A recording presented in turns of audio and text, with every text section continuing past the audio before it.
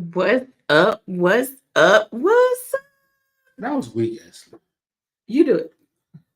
Yo, yo, yo. You do it. What's up, you guys? Welcome, welcome, welcome to our Fearless Podcast episode. Today, I said that wrong. That's why you listening to me. Our Fearless Investing Podcast. Today, we have Nikki Steward in the building. I'm so excited to dive in. But before we dive in, I want you guys to share this with people who are struggling with overcoming their fears, people who are on the fence on should I start being an entrepreneur? What should I do? And people who don't know what 2024 looks like, but they need a little bit more motivation. So share this with on your newsfeed and we'll jump back in.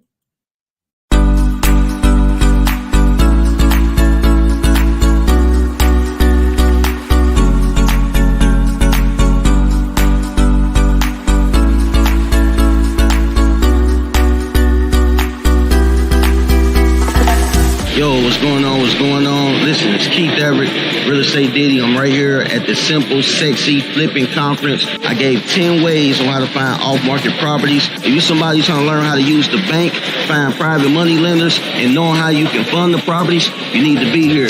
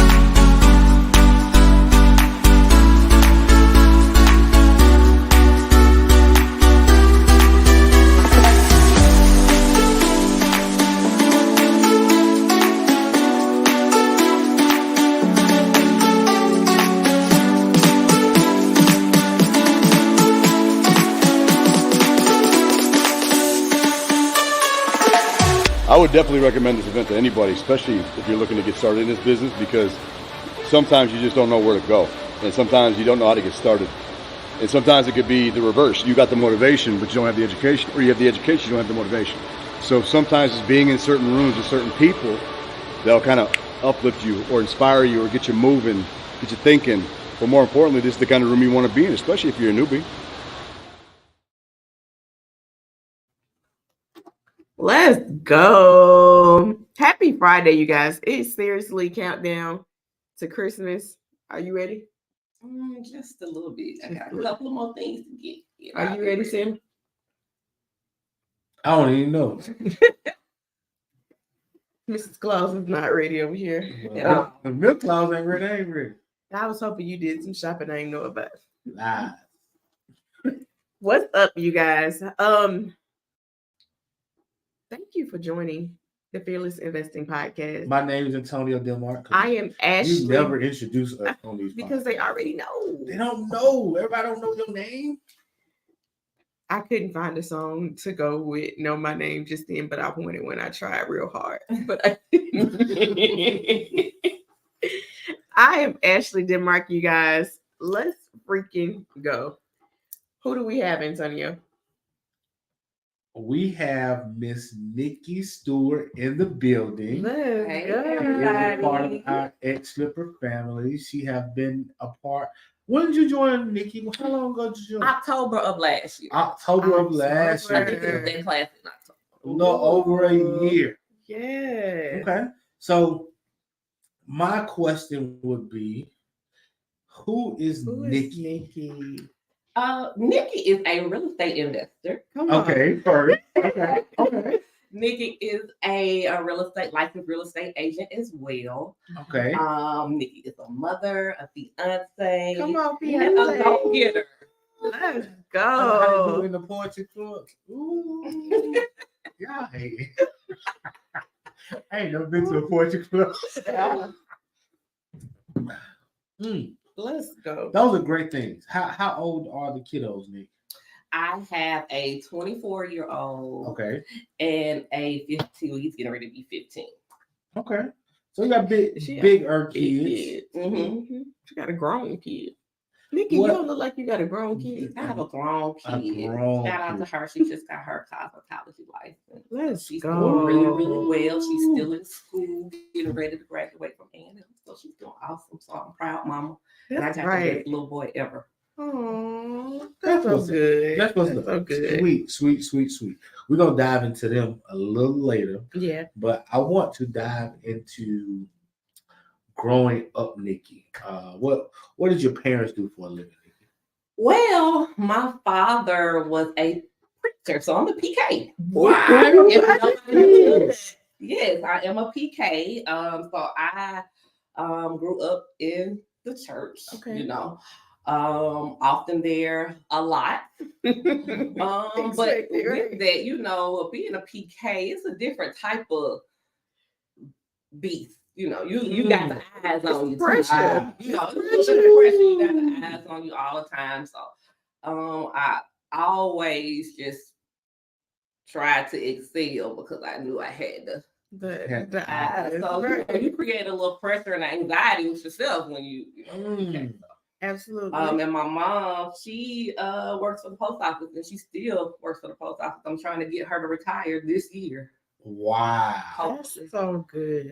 Oh my goodness. So would you consider being a pastor entrepreneur? I do.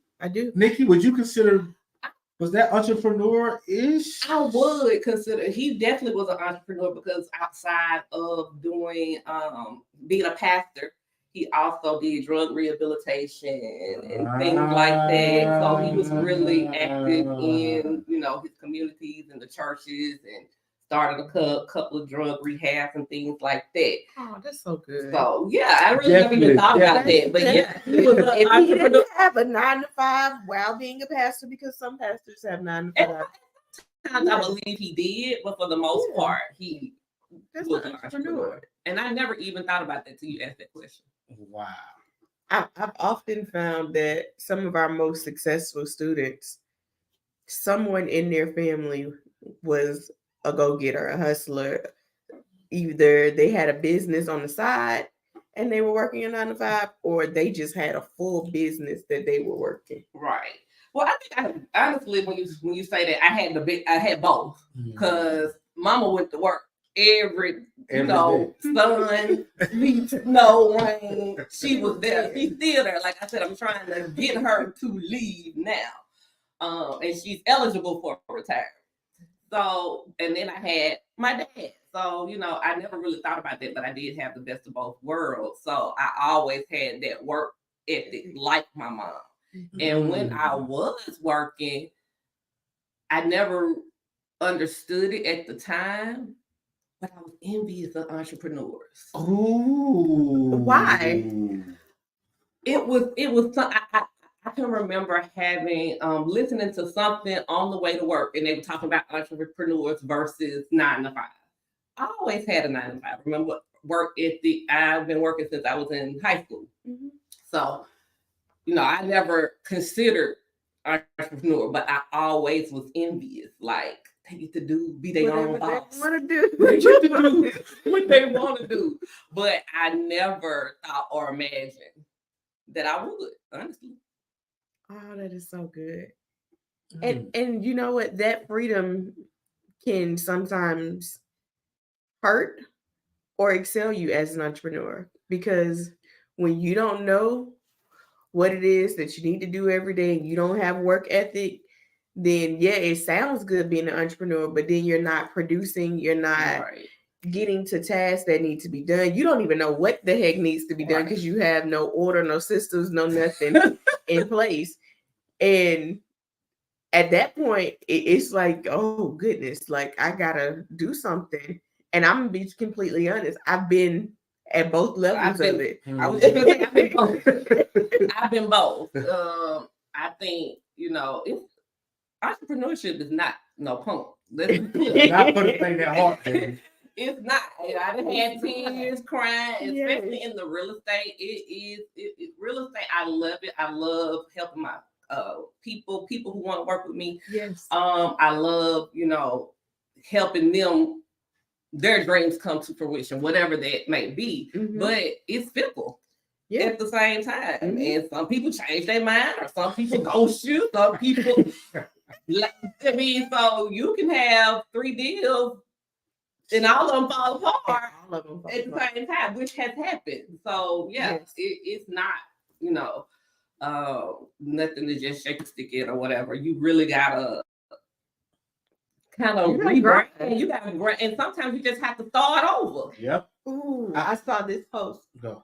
I saw this post today from one of my friends, and he said, I've been shot, I've been incarcerated, I've been divorced, I've had to start over at the age of 50. Like, you can start over at any time. Right. And you can't be afraid to start over. Just start over, hurry up, start over quickly. Do it just like a DB. Like, you Fail fast. Fail fast, fail forward. Don't Mhm. fall backwards, fall forward, and keep going. It is not gonna be easy, but I can guarantee you this. It is worth every moment of it. The tears, the joys, the heartaches, the laughter, all of it is worth it. You just have to keep going and don't quit on yourself. What were you about to say? Tell me a quick story, Nikki, about a family you helped recently. A family. Okay, so I have a family who she actually was older. It's actually who I put in the property, honestly. Okay. She actually was in a another neighborhood. She owned her home, but she just did not like where the neighborhood was going. And when we got there, she put the offer in on the house, somebody told her in that neighborhood that, oh, it's some apartments not too far away, it might be some trouble. So she got nervous. They were getting ready to back out of that deal. Oh no, you didn't tell me that. Yeah. And so she called her, the agent called, loved her, and just was telling me what was going on. And I was like, oh, I wish she would have gotten to talk to the neighbors. Because one thing that I made sure that I did was know all the people around my project. Mm-hmm. So she was an older lady. The nicest older neighbors stayed next door, and they had been in Centerpoint since Centerpoint was Centerpoint. And just telling her that I wish that you would have had an opportunity to meet the neighbors, this and the other. She went back over, met the neighbors.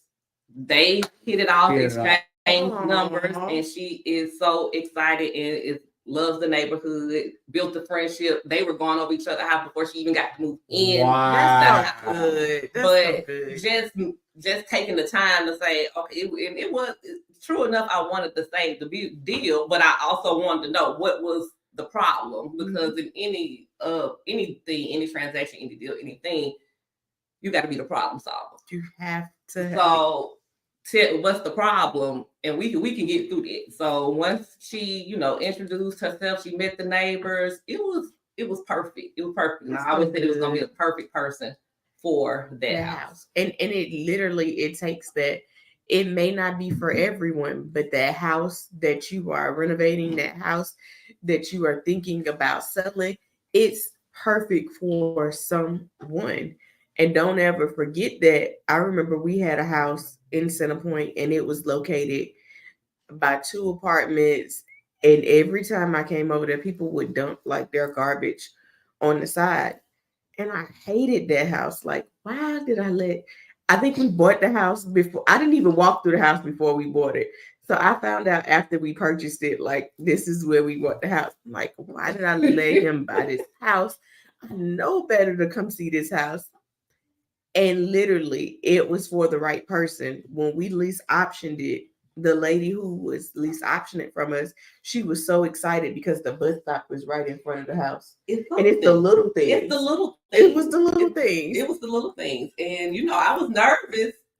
Absolutely. The washroom being out, but it was one level for her It was perfect, and she didn't. It wasn't even on. She didn't even care about the even washroom. Hit her care. radar. It wasn't even on her radar.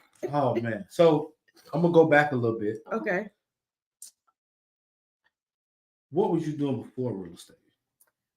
I was a team manager at a call center. I was there for about 15 years. Wow. And honestly, I'm one of those people that God gotta push me. Sometimes I'm just loyal to a default. And for several years, towards the end of that cycle, at that call center, I love the people, but the job just wasn't doing it for me anymore.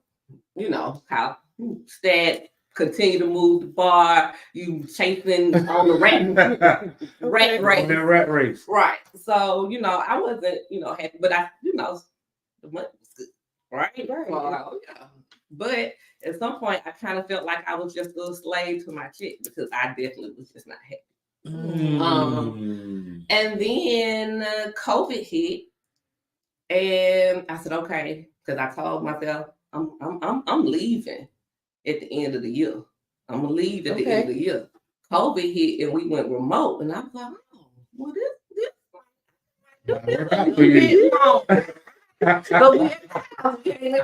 well, then God said, you said that you was gonna move, so I'm gonna move for you. And I got laid off. So that when I heard your story, that definitely resonated with me.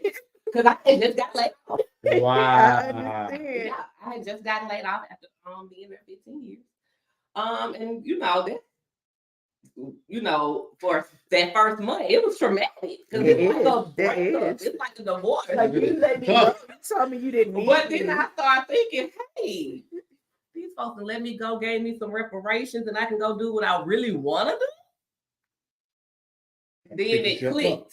I had to get it together. And, hey, I was already taking my real estate class before I got laid off. So I was already in motion, but I knew that's what I wanted to do. But I just wasn't ready to make the jump. Wow. He made it for me. So that tends to happen. It does. Because like I said, I'm just loyal to a default and a stay in a situation, I would have stayed. I would probably still be there.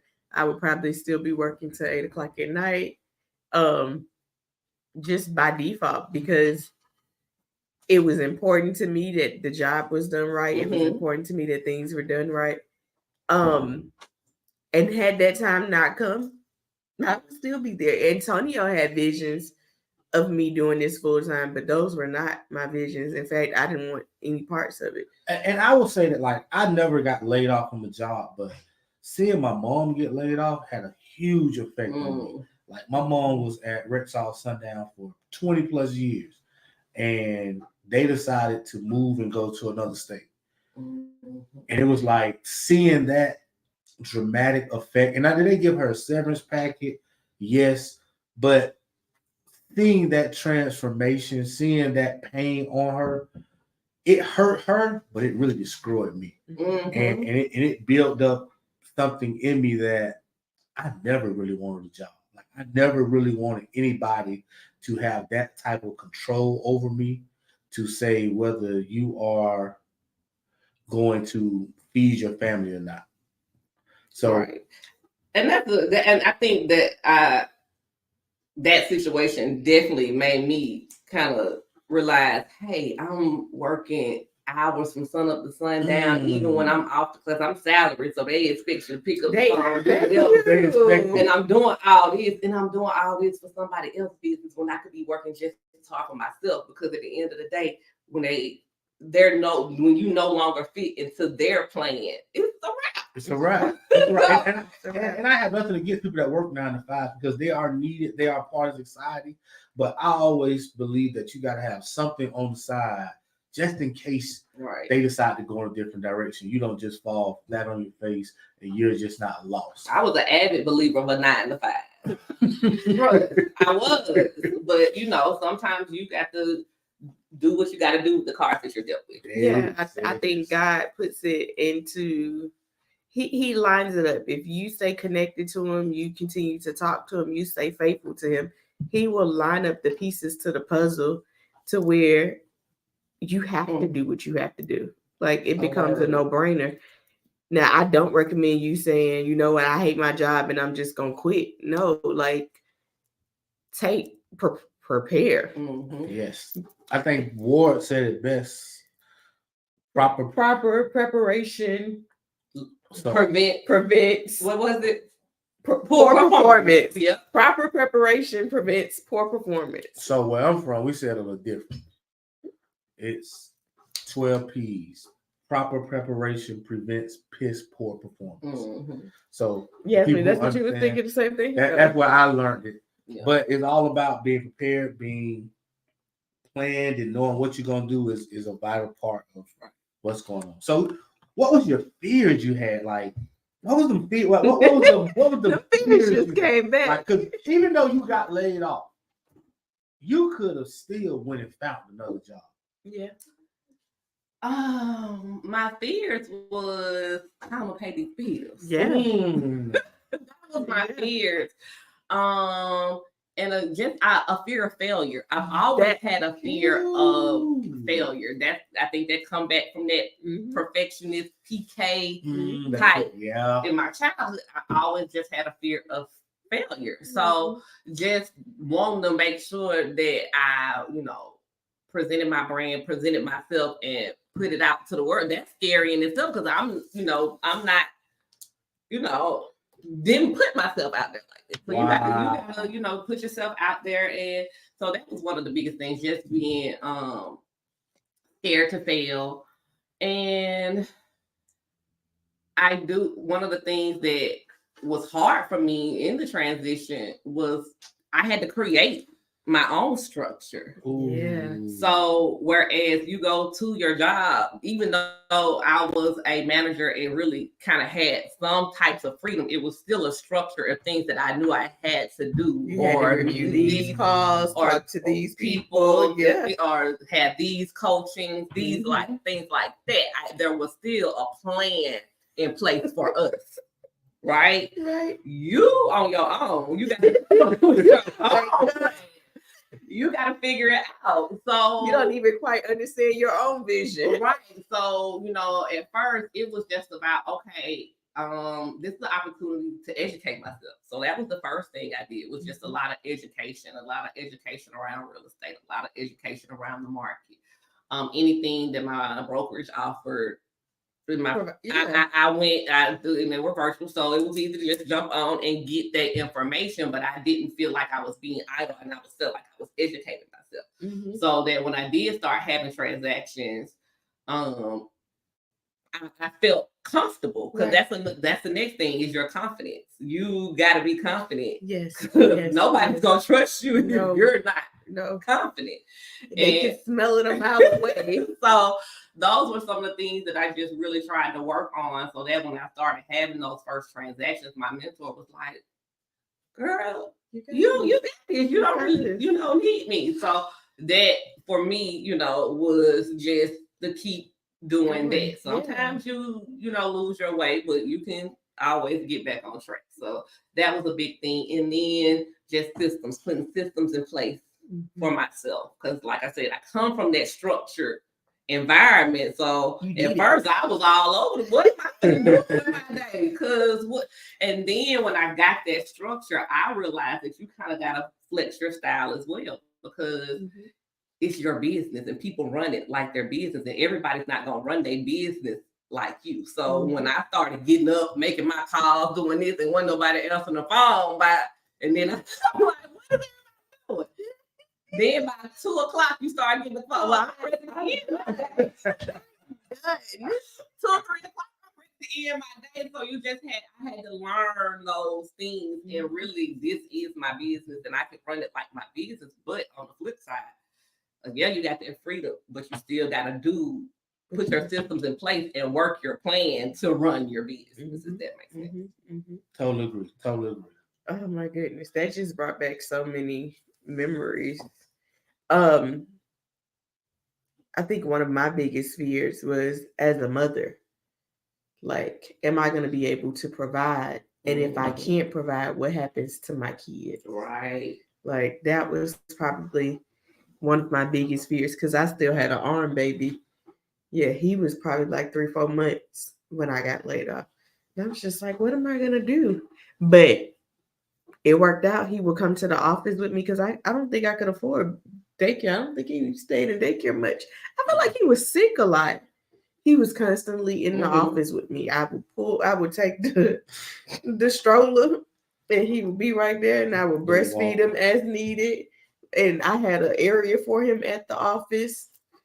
But everything is perfect timing because we went from doing it in our house to having an office, and then I got laid off. So I wasn't even going to be in the office.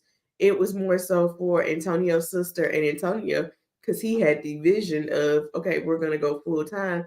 And later this year, we're expecting you to do it. And I was just like, yeah, that's not going to be me. But God lines everything up to where we were all in the office. I absolutely agree because I think, especially for me, when I came across you guys, when I came across you guys, I was drawn to it because I felt like you guys led with God. Yeah. And everybody doesn't do that in their business, and some people are afraid to do that in their business, thinking, okay, who are they gonna offend if they, and at the end of the day, I'm a strong believer that I'm gonna work with whoever wants to work with me and vice versa. So I'm gonna put God first in everything. So that was one of the first things that drew me to you guys, was that anytime I heard you talk, we gonna talk about it. So that was, it was hands down one of the main reasons why I decided, okay, let's check them out. And I go through that sometimes. Am I offending people? And Antonio has to remind me, we are who we are. Mm-hmm. And if you offend them, it's not intentionally, but don't deviate from your spirit. Don't deviate from your religion. Don't deviate from whom you are. Because like you said, that's what drew you to us. So that's important. Absolutely. All right. How did you find your first investment property? The first investment property, I am a real estate agent, so I have access to the MLS. And is deals on the MLS? Absolutely. What is the MLS? Okay. The multiple listing system. Okay. Our service for real estate agents. So that's where we go in when we're trying to look for a house. We can put in filters and criteria, and houses pop up. Mm-hmm. Mm-hmm. So I also have like all of the, looking sites, Redfin, all those things. I get notifications on them too for listings. I do what I'm looking for, and so they send me something all throughout the day whenever it pops up on the MLS. So this particular house, I decided that for my first one, I wanted to be in close proximity to it as far as my home. Mm-hmm. So that way I can get to it quickly, pop up when needed, whatever the case may be. So it was convenient. Mm-hmm. So that was the first thing I wanted to kind of build in my area first. So that's where I started looking and putting that criteria out there. Then this particular house popped up and I liked it, but it was a little too high. So I watched it. And then I saw they did a price drop. So when they did it was from 140 to 130. I said, okay. I'm watching. And I saw how long it had been on the market. So I said, I'm going to shoot my shot. So we ran the numbers. The partner that I was working with on the deal, we would both look, and then she would run the numbers. And was like, okay, this will work, but we got to offer a lot less. And so, when I first started making offers, I had to take off my real estate agent hat, and that was hard for me because I'm like, I'm lowballing these folks, and they just go laugh at me and under me, and I just was like, because I'd be looking crazy if somebody sent me an offer $34,000 below my asking. But I said, hey, we got to do what we got to do when we were taught. So it was 130 at the time, and we did the numbers, and we was like, okay, we could offer, I think it was 118 was my original offer. So then we went in, we looked at it, and I was like, oh, we're gonna need a roof. I'm going back. So I went back. It was like after either you can give us these clothes, $5,000 in closing costs, or $5,000 off the exit price. So we got it for 113. Ooh. From 140. From 140 That's a big drop. to 113. Mm-hmm. Woo! The one thing I'll say is if you're watching this and you're new to investing and you're starting to make offers, one thing that I would say is, and I didn't create this. One of my coaches told me, they said if you make an offer and your stomach don't hurt a little bit when you make that offer, you offer too much. Right. In hindsight, I feel like I could have went a little bit lower. Yeah, you probably could have. Probably could. But I was kind of, I was testing her. I was nervous, and I was testing the water. So yeah. And you won. And I won it, so I was like, didn't want to push it. But then when I said, okay, we're gonna need a whole roof, I had to ask for some more. That was I put my real estate agent hat back on, and it was like I got to get more. So it worked out in the end. He was a great seller. And the transaction was really smooth, honestly. It was super smooth. So you talked about having a partner. Did you come into real estate with a partner? Like, how did that partnership form? No, did not come into it with a partner.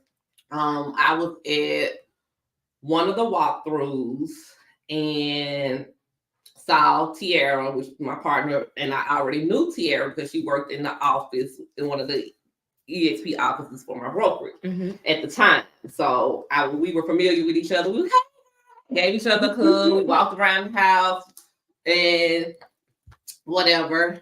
I think it was the one. It might have been the one. It was one of the ones in Center Point. It was one of the ones in Center Point. So we did that. We walked through the house, and then we got on. At this point, when I went through the walkthrough, I wasn't in the group yet. I got on the mastermind. The master class. Okay. Master class. And so she was on there as well. So I didn't know, because you really can't see who's on there. But she was on there as well at the time. And so I was like, I'm finna do this. I'm finna do this. I'm all in. At that point, I had already kind of done, got my little business, the LLC or whatever like that for my real estate, and I had already applied for some credit. Because I had a few little credit cards. Well, I was gonna put this on. I'm gonna bet on myself. That's right. You gotta worry about it. We'll figure it out later. That's right. But I'm gonna this is what we gonna do. So I had already made up in my mind. Then we would get off the master call, after the class. I think she either messaged me or text me and said, "Hey, you want to be partners?" And that's how it happened. Wow. That's just how it happened. I love it. And so, we kind of, that when we started working together, we just kind of talked about what we like to do or whatever like that. And so we kind of just tried to see what would work best for us. Since we really hadn't worked together before, kind of what would be my lane, what would be her name, and kind of what our roles, kind of define our roles. So we did that, and it worked out. That's so good. I'm gonna ask a tough question. Okay. Some people we talk to about joining the class, they are in sticker shock sometimes when we say how much the program costs. Without saying what you paid, what would you tell those people that's in sticker shock when it comes to getting any type of education, training, or mentorship? What I will say is, first, you got to bet on yourself at the end of the day, and invest in yourself. Secondly, find a partner. And I'll be honest, people have come to me and asked me, and I'll tell them, I know somebody else who thinking about doing it. Hey, here go her Facebook. You can message her and see. Just because, I can be that link to help somebody get a partnership. So that's kind of, just don't be afraid to put yourself out there as far as it comes to a partner, because you just never know who's on the same page with you and Right. want a partner, Right. but don't have anybody. Yeah. Right. So, and the people close to you, sometimes they don't really see your vision. Ooh. Absolutely. And so you got to kind of sometimes step out on that island by yourself. Mm-hmm. But I do think that, when you're first one, you want to have somebody you can bounce ideas off of and be able to say, okay, well, what you think and things like that. So it might not be in your immediate circle. Right. You just got to put yourself out there. Right. Okay. And somebody else might. Somebody will. Mhm. Absolutely. We talked about that the other day. Your immediate circle, it's not, that vision is not for them. Sometimes that vision may be too big for them. And you're the person that have to actually execute it. You're the person that has to start. Because that vision was birthed in you. So you have to be the birth. Jackie said, she asked me if I thought I was worth that amount or more. Thank you, Nikki. Absolutely. She called me. Absolutely. And I was like, you got to bet on yourself. Mm. Me and Jackie worked at the same call center. Wow. Wow. Hey, Jackie. That's amazing. I mean, you learn something new every day. You learn something new. Right. So we got the property. We got it. We funded the property. What was the funding process like? Was it stressful? Was it hard? The funding process, it was, I'll say the only reason why it may have been a tad bit stressful, because when they're asking for things and you don't know what it is, you got to go Google what it is first to figure out how you can get it. What I need. So that was one of the things, and sometimes people use different verbiage and different word choices or whatever. So you got to decipher and figure out what they're asking for as far as the documents are concerned. Yeah. But I feel like now that I know what they're looking for, it should be a piece, a Smooth piece of sailing. cake, smooth sailing. Absolutely. But definitely the process was not. Actually, the hard money process ain't as hard as the regular lending process. It's not. It's a lot easier. It's a lot straightforward. Well, less red tape. It's less red tape. I mean, and they do ask for documentation, but it's very little. Little. But you just got to figure out what it is. Don't send the wrong little documentation. I mean, because it's so funny you said it, because it was one document that I sent and I thought it was right. He was like, "Yeah, this is right," but it got to have a different word, so then I had to go back and redo it. Then you had the certificate from the state, the certificate of good standing. The certificate of good standing. I had to make a letterhead and send it out. So you had to do stuff, but you just had to do it. Yeah, that trips a lot of people up, because in other places it's called a certificate of good standing. In Alabama, it's the certificate of compliance. So that language sometimes messes a lot of people up, and they don't have that nowhere, and it's just like you just got to know how to translate what it is, because it's the same form. It's just different lingo. Oh my gosh. All right, so we are through this property. We rehabbed it. Well, we got funding, so we got hard money funding, and then we got a little mixture of the credit. Business funding. Yeah. How was that process? Would you do that again, or is that I'm actually in the process of positioning myself to go for my second round. Why do you want 2 rounds? Because when you get in the deal, I had about 30,000 in business credit, close to 30,000 in business credit. But you really don't. You know the numbers. But when they start having to pay it gets a little stressful. And I want to be able to do multiple deals at a time. So I want to be able to scale. But I also, even if I'm just doing one deal, I don't want my funds to be so limited that I'm stressed about what, trying to get through the problem. Because one thing every time we get on the call, I talk about patience, because that's something that I'm working on. And so you got to have patience. Yeah. Some things ain't gonna go according to plan. Sometimes your contractor ain't gonna show up on the day they say they gonna show up. When you count down this project, right, and you counting the coins that I'm paying, I don't need to pay this. I don't want to go to that next month.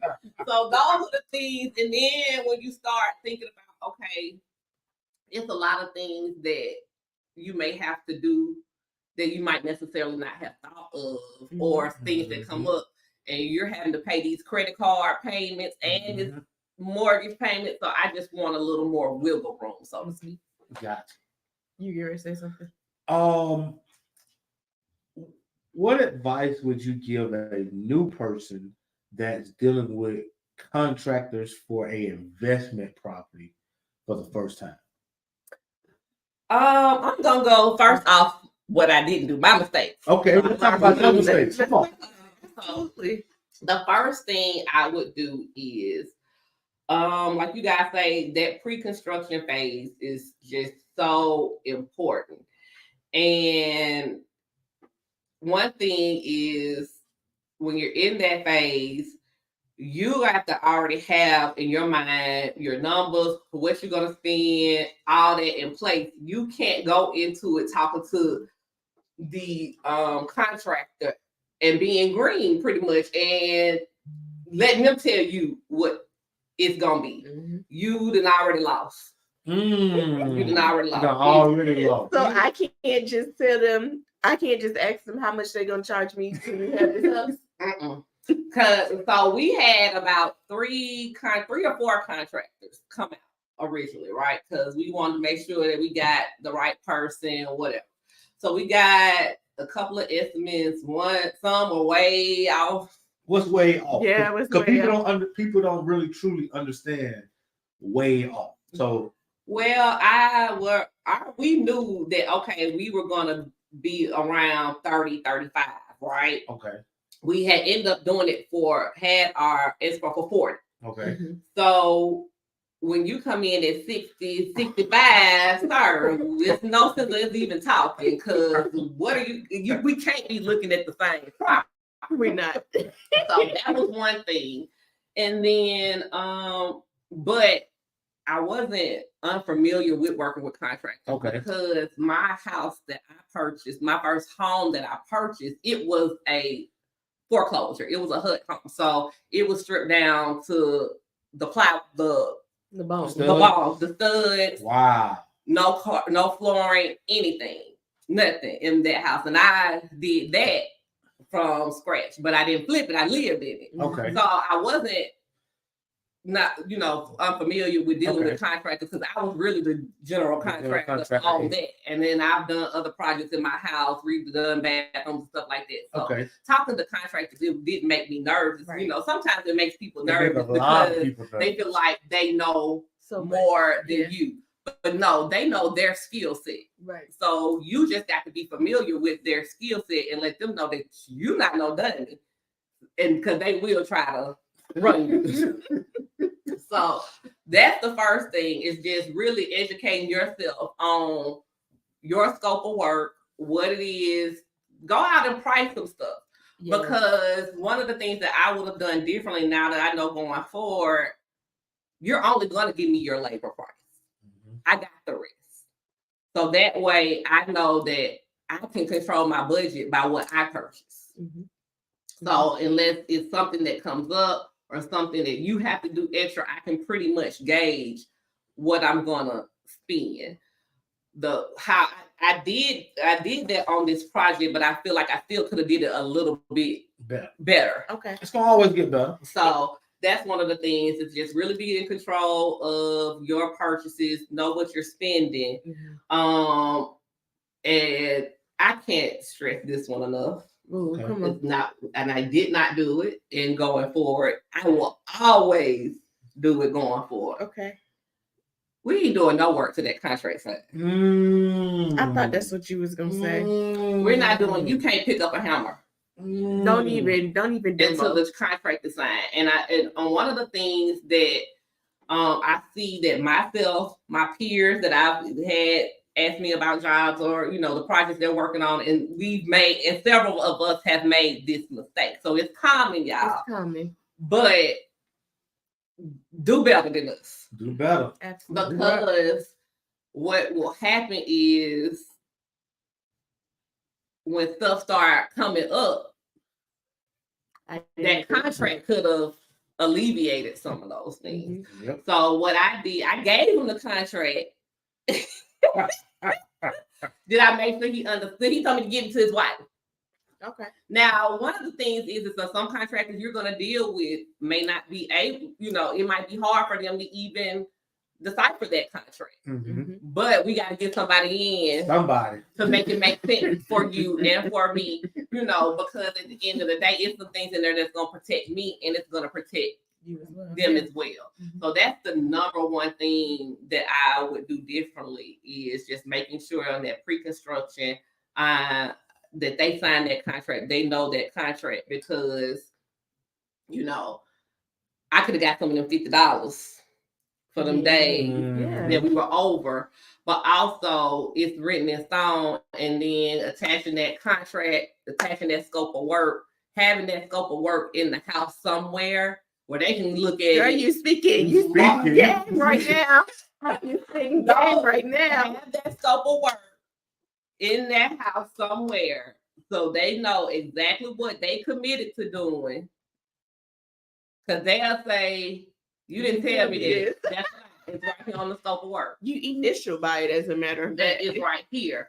Or that wasn't in the original. Oh, yes, it was, because it's right here. Mm-hmm. So that's the major thing is you don't have to put, and what I was just telling somebody, I think yesterday, what I would do differently is, even if I want to break down your labor too. But if you can't give it to me and if you busy, I'll get it. And that's not your thing. I'm going to take my scope of work and I'm going to put what I think the labor should be. Okay. And if you got a discrepancy, you can tell me that and then we can work it out. Uh-huh. So that way I know what I should be paying you for each thing that you do. So when I go to do these draws, my money adding up, if that makes sense. So you just spit some hella game. I hope you guys got that. That was jewels right there, y'all. Yeah, like what Nikki's saying with her scope of work, as they are, say for example, we're gonna tackle the kitchen, and in your scope of work, you have that they're going to add new cabinets, they're going to paint the cabinets, they're gonna do the backsplash, they're gonna add the granite countertops, they're gonna add the water fixtures. They're going to drywall the whole kitchen, do the flooring. Each of those things should have an amount next to it of how much it costs, because when it's time to pay them, you're not paying them for the whole kitchen. You're paying them for each thing. So say we're in the first stage. The first stage may take you, let's say, all of a week. All right. That's them taking out the drywall, putting new drywall up, getting ready to prep it so that they can paint it. Placing the cabinets in. Okay. They want to get paid for that. Like, that's enough work to get paid for. But if you don't have it broken down on how much this is worth per line item, then they're expecting, okay, well, pretty much almost the whole kitchen done, even though they ain't paid it, even though they didn't finish the whole kitchen. So they want to get paid sometimes more than what they've actually done. So it's really all the time. It's really important that you have a hold on it. And guess what? If laying the towel on the floor is a part of this pay and they've only done 75% of it, they haven't cleaned it, they maybe placed it, maybe they didn't grout it and clean it. Guess what? You don't pay them the 100% for laying the towel. You pay them 75% of it because you want to make sure that they come back, they grout it, and they clean it. If you lose your leverage in the project, you lose the contractor because they have no incentive to come back to your house, to come back to your property. When you say leverage, what do you mean by leverage, Ashley? When you pay them more than the work that they've completed, then there's no reason for them to continue to the project because they know that they're not going to make any more money because they've already got it. So at this point, they're looking for more projects because they've already got paid the bulk of that project. So it's not worth them spending 20, 30 more hours on your project when they're only going to get paid in their head 5 hours worth of money. Right. And so that's one of the things that I tried to make sure that I did is I'll kind of try to explain you don't get paid until it's finished. Until it's done. Yeah. And so I tried to explain the process so they'll understand. You finish the work, I come take pictures, I submit it, they pay me, I pay you. Right. So that way you already know that somebody's checking this work. Yes. I'm checking this work and somebody else checking this work. So you can't fluff it and say it's done and I'm getting paid. No. Absolutely. No. So we got a couple questions up here for Nikki. Was it hard finding a gap funder?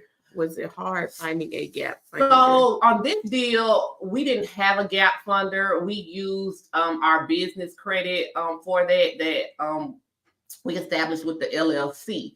But I will tell you this: after when people see you working and they understand that you're motivated, then they'll trust you with their money. So if people see you working, they'll say, "Hey, I got some money for your next job." So but they sometimes people just got to see it to believe it sometimes. So that's why this first time we just said, hey, we're going to use this business credit, get out there. And now I do have people that say, hey, when you find your next deal, let me know. Great. That's a great answer. You're going to do one or two things.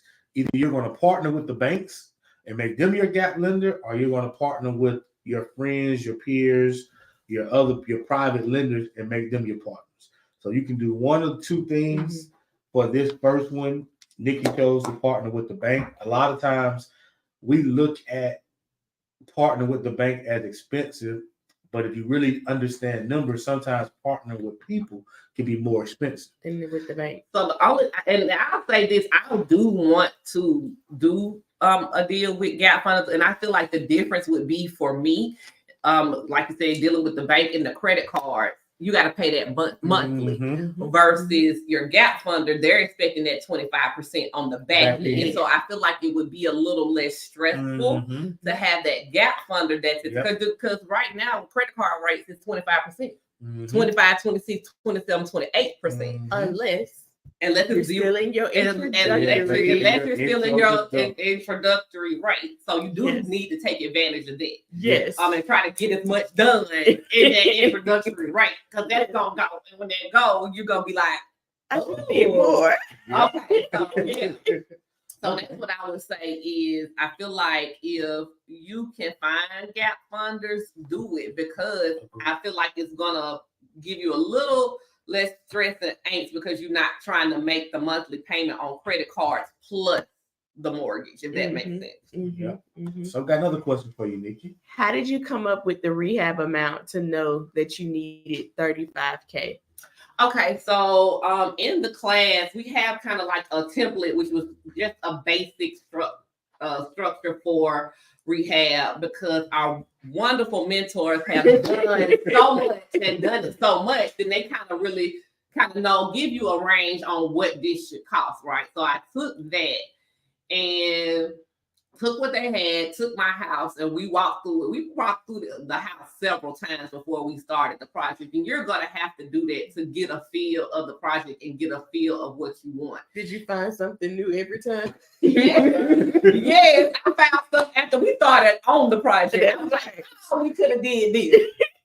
Too late now, I'm not in the budget. But so that's one of the things, just walking through the project, knowing, what you need to do, and then scale that accordingly to the template. So the template starts out like $25,000 for a 1,500 square foot house. So I think our house was 1,644. So I knew we were going. It was a little bit, it was close, but it might need a little bit more as far as roofing, things like that, flooring, stuff like that.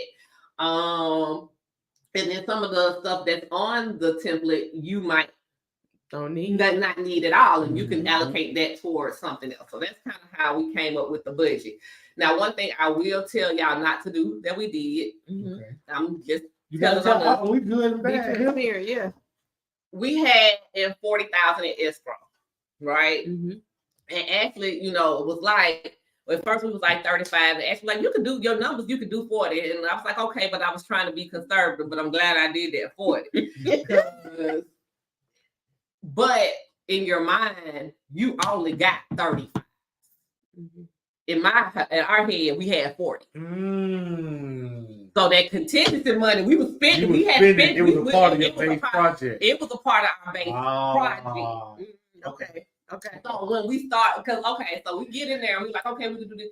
Well, let me run us a little bit over. We got that money. We will be okay. If it, we got that. And once we realized that was in the budget, that we ain't got no contingency no more. I see so many people do that. So many of you guys do that. And our job as coaches is to tell you what to expect, to tell you you need that contingency, to tell you how to use it. But it's your job to decide if you're going to follow directions. I feel like I need 10,000 because things are going to come and things that you that. So luckily we did have the credit cards for the things that come up, but on the back end, they're coming out our profit. Yeah. So we ain't looking at as much as we're looking to make because we did some of the stuff that came up on the credit card, so we had more to pay back. If that makes sense. That makes a lot of sense.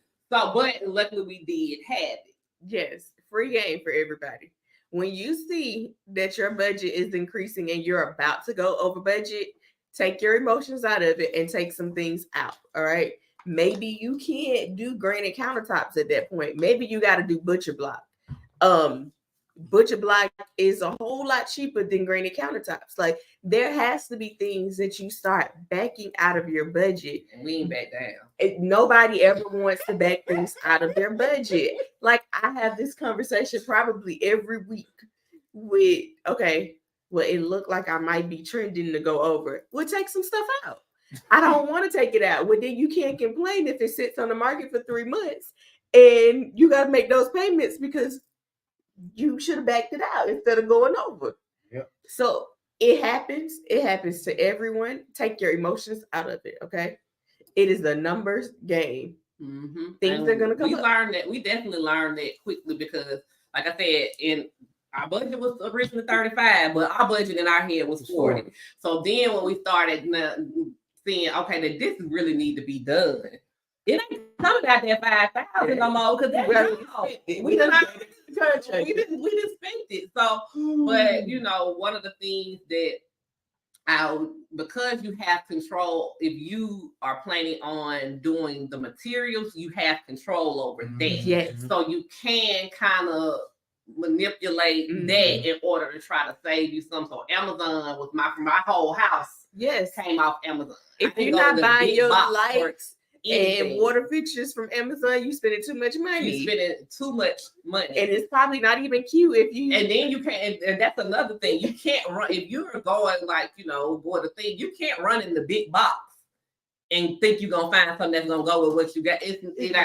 So you just go ahead and kind of have in your head what you want to do with the project, or and then kind of start pricing that stuff out on Amazon and things like that. So you already know kind of where you can give a little and take them. I totally agree. So just to backtrack a little bit, we're gonna talk about the conference next. One of the things that we noticed when we first started coaching was people didn't know what a deal looked like because they couldn't get to the repairs. So people didn't really understand how to estimate repairs if they didn't have a construction background.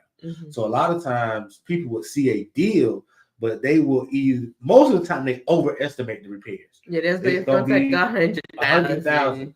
But once we created that template and that little cheat sheet, it really helped a lot of people kind of navigate where their repairs would be, because we give a high end and a low end in there. So even if you do everything on the high end, you still kind of feel confident that your numbers are pretty solid. Yeah. And that's kind of what saved us. So I did mostly everything on the higher end. So our numbers still worked. And we were able to get the things that we wanted and was pleased with the project, and it came out beautiful. It came out great. It did. Jackie said, substitute the next best thing. I hear this a lot. Absolutely. Mhm. Yeah. And then again, just stick to your plan, because like I said, in the middle, I was like, "Ooh, we could have did this." No, we can't. That's squirrel syndrome. Oh yeah. You just gotta stick to. You definitely just gotta stick to your plan and trust the process. Yes. And don't let the contractor take you off your plan. Yes. Because they can do anything. They can do anything, and they can. One of the first contractors that the contractor that was gonna be our contractor, but he wanted half up front, and I told him, "Oh no, that's not gonna happen." So we parted ways. He came and he was like, "Well, we could do this, and I think this color is good, and this is good." We're not picking colors. We got this. We got this. And even the contractor that I did work with, he did not trust my vision. He tried to talk me into darker floors and things like that. I got this. You just do your part. Do your part, and I got this. And in the end, he was like, "It came out so good." He said it was so it's beautiful.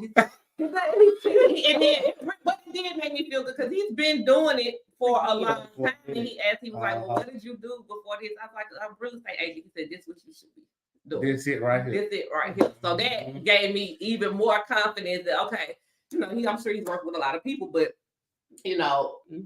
somebody said I did a good job. That's been doing it. So that was a big thing. So, but I didn't let him take over the project. I kind of stood on. All right. So you gonna ask about the conference. Who was the good cop and the bad cop between you and Tierra? I was the bad cop. Okay. I'll say that. I was the bad cop. Cause Tierra's so soft spoken, and I wanted to fire our contract a couple of times.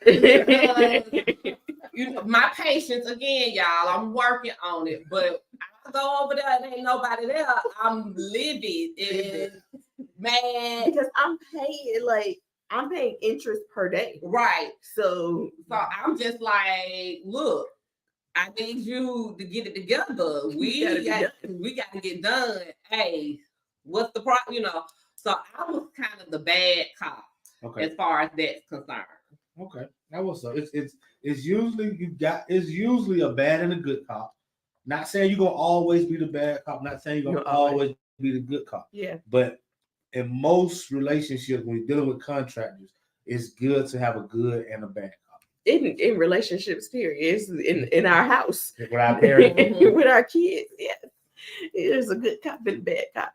And I would use him again, do some things differently, but I would still, use him again. But and I think that's the thing is that once you start your projects, I just would see people on the side of the road or see people working on houses. I'm stopping, I'm asking for your information. Anybody who, I told you my mom, she works for the post office and she's over there, off Montclair and over in Mount Brook. Hey, you see them in the higher end area. You see somebody get their information. Yeah. Yep. So I want it because everybody's not going to be available when you need them. And you might have to have a backup plan or somebody come in. And I know I heard you guys say it, but it's so true. Nothing's more stressful than being in your project and having to try to find somebody to get something done.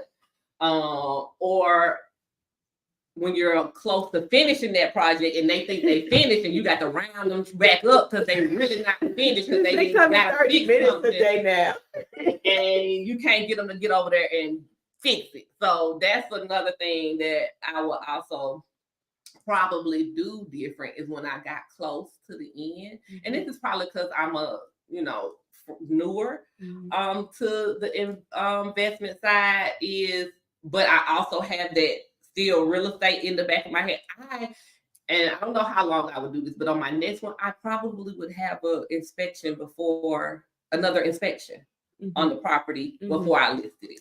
And that's one thing I probably would do. We've been talking about that differently because one thing on that when it was first under contract, it got under contract so fast. I listed it that day and she's put in an offer that day. It was some little small things that needed to be done in the house. and she had an inspector over there the next day. I didn't have time to get it done. So then when you get this inspection report back, it's a whole bunch of little stuff. And in your, in your realtor mind, that could break a deal, even though we know that those are such little bitty like they just things. didn't do that by mistake. And, Right. But and she gave an excuse. Well, when she backed out of the deal, that it was too far, but she also did mention that it was just a lot of stuff on the inspection report as well. And I thought, well, all of those things have been fixed, but in the back of my mind, that told me that also contributed to you. But maybe it was too far, but you also was worried about something being wrong with the house. And it was a good, solid house, and we didn't have to do much of anything as far as major systems or anything like that. But I would just do that differently, because that might have saved the deal, and we might not have went 2 or 3 more months on the market. Absolutely. I definitely agree. Especially if you are flipping it, like use that inspection report if you can to make sure your contractors did what they were supposed to do. Right, because that's what I said. Once you done paid them that last draw, they ain't coming back. So you might as well not without a fee. Right. So you might as well. What I would do differently is probably that week or 2 before they do the final, get out of there and do the final touches. Have somebody come back through there again, because even when you get it under contract, their inspector gonna find something else. They're still gonna find something. That's his job else, because that's their job. Because I'm telling y'all, on this last one, that inspector totally different. Sent me, because it was 2 totally different things. The stuff that came up on that second never came up on the first one. We had to fix a firebox in the fireplace, almost $1,000. Wow. $800, and then he mentioned something about the floor sloping on a slab. So they want this. Now the customers were kind of extra. They wanted a structural engineer to say everything was okay with the house. We knew everything was okay. Wow. It was just how the floor was laid. But that was an extra $500 that we had to put out to give them a peace of mind when we knew nothing was wrong with the house. So and that's one of those things that the contingency money was gone. And I'm glad you said that, because it's so easy to say, yes, I would do this going forward. But the first thing you got to do is be under budget. Right. The first thing you got to do is manage your money, because you can't do it if you go over. Right. Where that $400, $700 coming from? Right. So that's a whole payment. And that's the thing, is that I feel like those repairs, you could get them fixed on the front end cheaper with your contractor than you can on the back end getting somebody else to come in there and fix it. So you coming out of more money if you just go ahead and get that inspection done and they point out those things and you go ahead and address those things. I would say the first person that I heard do that was Candace Austin. She was the first person, because she's an agent. And she was like, I would get an inspection before I list the property. And I was like, I never had thought about it, processed it, but I thought that was a really good idea. I definitely will do that going forward. And then, like I said, if it's $350 I'll do that, to not have to pay an extra $1,000, $2,000, and to be able to show we had an inspection too. Right. So this is what that's something definitely I would do differently.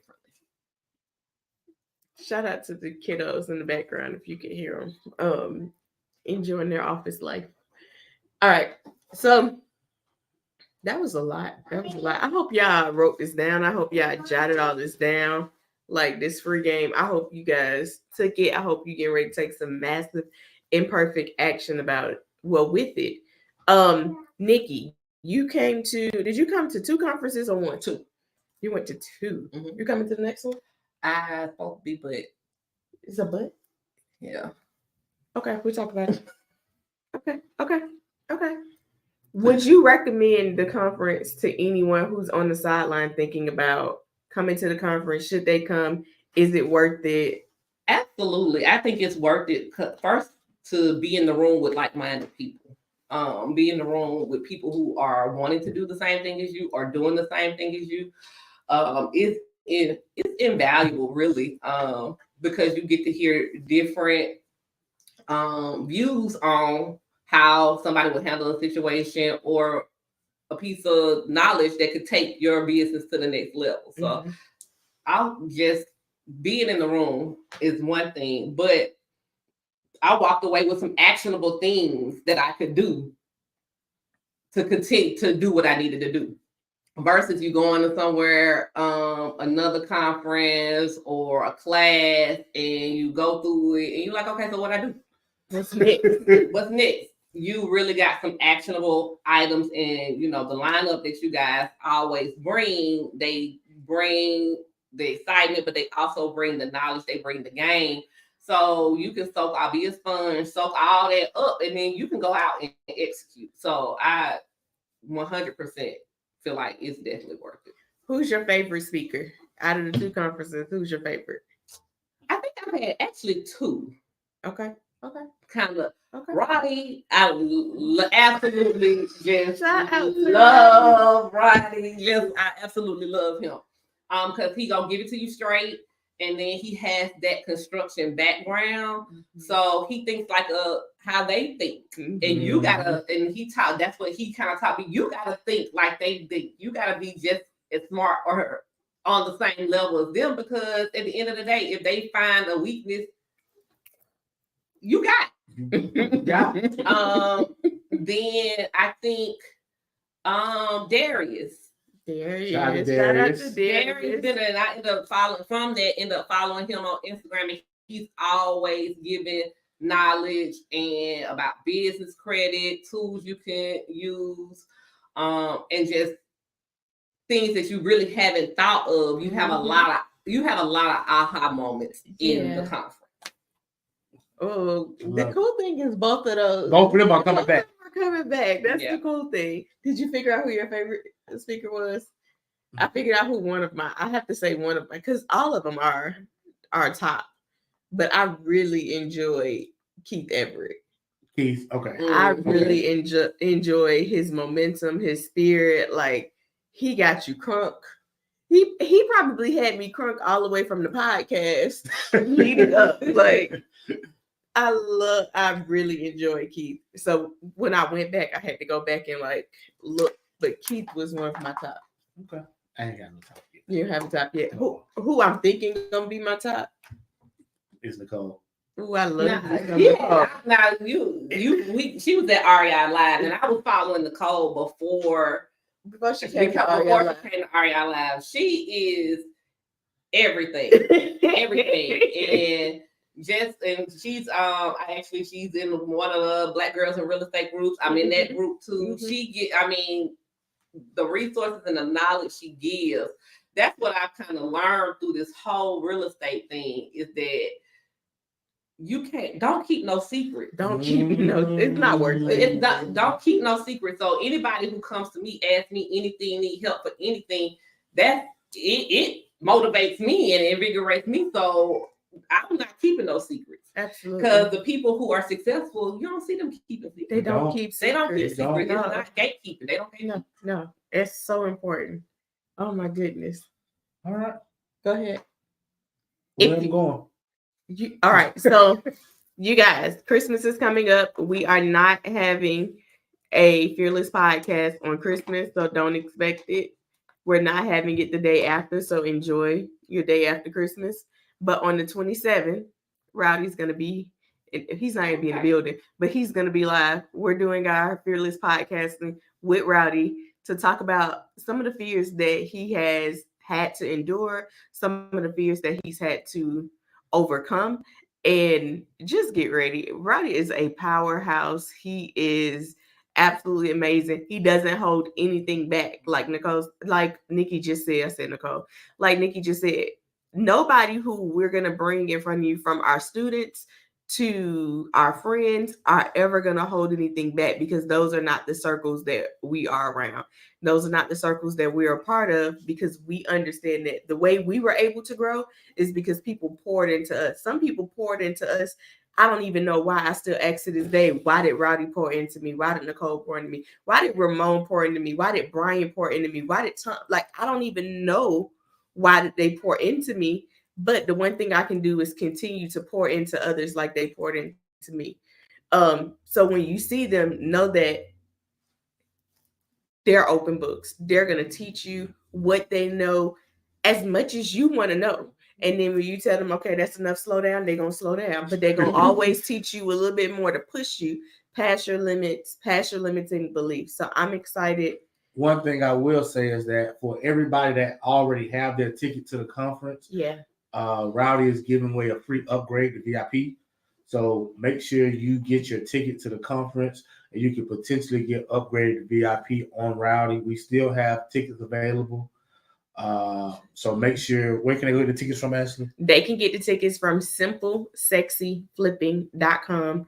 Again, it's simplesexyflipping.com. Get your ticket, get it now, so you can possibly get your upgrade. Someone said, what's Nicole's last name? Ambrose is Nicole's last name. Nicole Ambrose. And no, I have not started my next project yet. I'm looking. She's looking, and she's also getting ready to go through another round of business funding, which is also gonna tell her where her project's gonna be based on how much money she gets back from funding. Yep. All right. That's it. If you want to start learning real estate, I would say go join our REI Decoded group. A part of joining that group, you get a free course to help you navigate real estate, the beginning steps, some of the things that we do, some funding things are in there, some rehab things are in there. So if you are looking to get started in real estate and you're looking for direction, the direction is join REI Decoded, get your free course, right? Your free mini course, and that way you can have some direction. Absolutely. All right. Couple housekeeping. Right after the new year, we're having our property walkthrough. We're going back to 2927 Circle Drive. I'm excited. I was there this morning checking it out. So we'll be going back to that house. And then mark your calendars for REI Live Birmingham, January the 16th.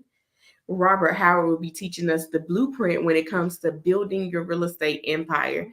And I'm so excited about that. So if nothing else, you guys have a safe and Merry Christmas. Anything you want to say before we go, Nick? Anything on your mind?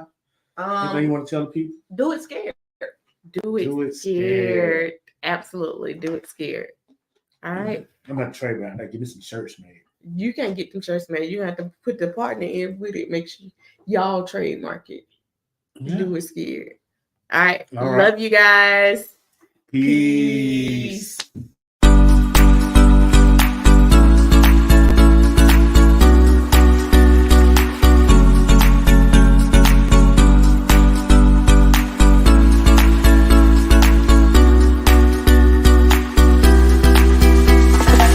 Yo, what's going on? What's going on? Listen, it's Keith Everett, Real Estate Diddy. I'm right here at the Simple Sexy Flipping Conference. I gave 10 ways on how to find off-market properties. If you're somebody trying to learn how to use the bank, find private money lenders, and knowing how you can fund the properties, you need to be here.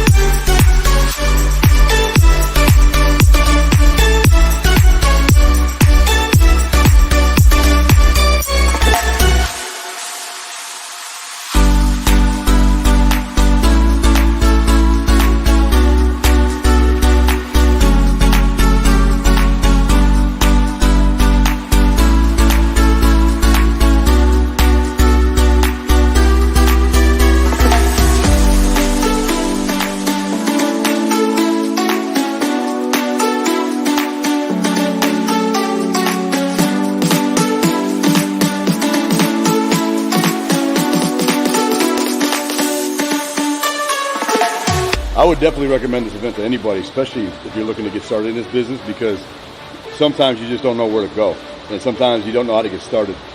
And sometimes it could be the reverse. You got the motivation, but you don't have the education, or you have the education, you don't have the motivation. So sometimes it's being in certain rooms with certain people that'll kind of uplift you or inspire you or get you moving, get you thinking. But more importantly, this is the kind of room you want to be in, especially if you're a newbie.